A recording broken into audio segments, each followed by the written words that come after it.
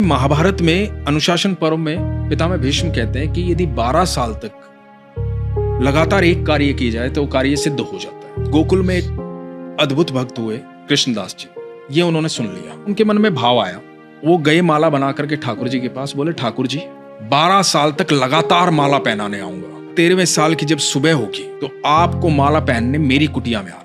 अब कृष्णदास रोज माला बनाते, रोज ठाकुर जी के पास ले जाते और रोज ठाकुर जी को याद दिलाते कि आज इतने दिन हो गए। अब 12वें साल का आखिरी दिन था। ठाकुर जी को बोले ठाकुर जी कल आपकी बारी है, कल 13वें साल की पहली सुबह है और यदि कल आप नहीं आए तो मैं कभी आपके पास नहीं आऊंगा। भोजन की तैयारी की, सारी रात लगे रहे। सुबह प्रातः काल इंतजार करने लगे कि ठाकुर जी अब आएंगे अब आएंगे। शाम हो गई, ठाकुर जी नहीं आए।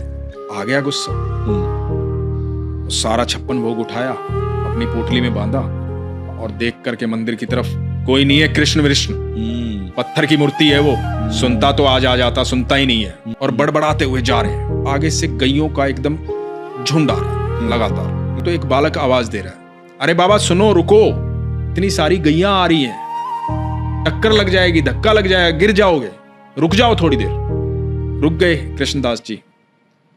तो बालक बोला कि बड़ी खुशबू आ रही है आपके झोले से, खाना खाया नहीं आपने शायद, तब तक गैया जाए बैठ के खा लो। बोला नहीं मुझे नहीं खाना। क्या हुआ, क्या बात हुई? लाडला है ना वो कन्हैया। अरे बहुत नखरे हैं उसके, 12 साल गया हूं माला पहनाने,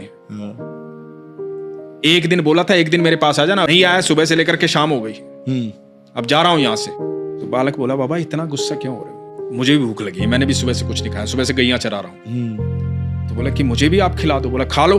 बोला आप देख नहीं रहे मेरे तो हाथ गोबर में सने हुए, मैं कैसे खा लूं? आप अपने हाथों से खिला दो। अब एक एक कोर खुद खा रहे हैं, एक एक कोर उस बालक को खिला रहे हैं। अब उस बालक को जब 2-3 कोर खिलाए ना तो बालक की आंखें लाल हो गई, आंखों में आंसू बह रहे हैं। कृष्णदास ने देखा, कृष्णदास ने कहा कि तुम रो क्यों रहे हो? भूख लगी थी, खाना खिला तो रहा हूं, रो क्यों रहे हो? तो बालक बोला बाबा माला नहीं पहनाओगे आज। कृष्णदास बोले कौन है तू? मैं ही तो हूं, तुम्हारा कृष्ण। बोला बाबा जब तुम माला पहनाते हो ना मुझे ऐसा लगता है कि मेरा आलिंगन कर रहे हो।